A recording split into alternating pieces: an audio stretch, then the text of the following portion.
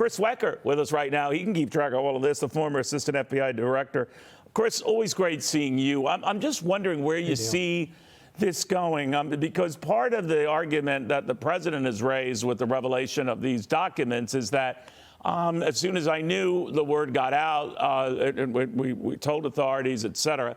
But the timing of that was weird because presumably the White House got wind of this back in November, kept a tight lid on it before the midterms, or at least that's what Republicans argue. So to plead ignorance might not quite add up unless there were people below the president who were aware and he was never tipped off himself. Your thoughts? Yeah, everything about this is weird. You know, my lawyer hat goes on and my agent hat goes on at the same time. And I see lawyers rummaging around in early November in a Biden office, in a third-party office, and I say, why are they there? You know, the lawyers don't go moving things around. They're looking for something very specific. Now, we don't know what they were looking for. Maybe it had something to do with some pending litigation or the upcoming, you know, the possible congressional hearings and that sort of thing. But they find things.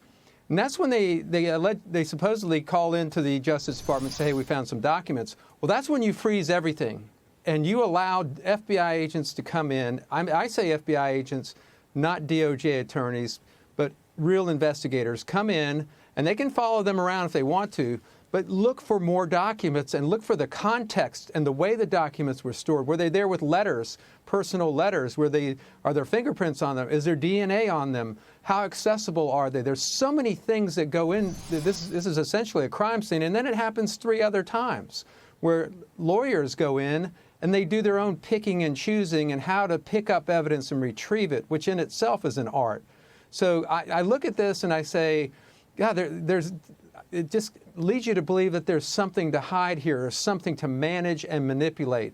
They're conducting a private investigation while the FBI and DOJ sits back and watches. You know, when President Biden was made aware of the raid on Mar-a-Lago and President Trump withholding documents from the National Archives and the back and forth there, he gave him a mighty lecture, right? So part of me wondered there, and I'm not nearly the expert you are, Chris, but I do wonder, he was pretty forceful about it. So that would indicate to me, at least, that he had no idea what was happening under his own roof, quite literally. Or if he did, you know, he's a good liar. Either one is a little perplexing, but what do you make of that? Yeah, you look at someone who spent an entire career in government, in an elected office, doesn't know how, you know, whether he is in possession of classified documents. I mean, you can't miss them. They got big red jackets on them or blue jackets or yellow. I mean, they're all color-coded. You just simply can't miss them. So either it's incompetence, gross incompetence and gross negligence, or something else is going on here.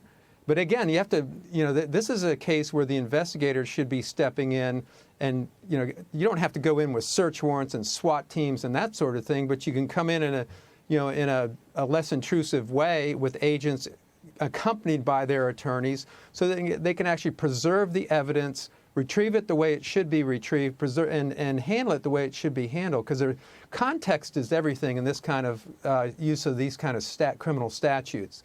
It goes to intent. It goes to how accessible these documents were. I could go on and on about it, but it's a booming disparity between how this is handled and how the Trump Mar-a-Lago search was handled, where they had the documents under control and DOJ was allowed to inspect them and that sort of thing. You know, it's been more than 5 years now that they've been sitting there, presumably. Some, you know, were not handed over immediately. Others, like you say, were just discovered. And I always wonder, in that period of time, the number of people who could have seen them. And you mentioned the folders that top secret documents are in.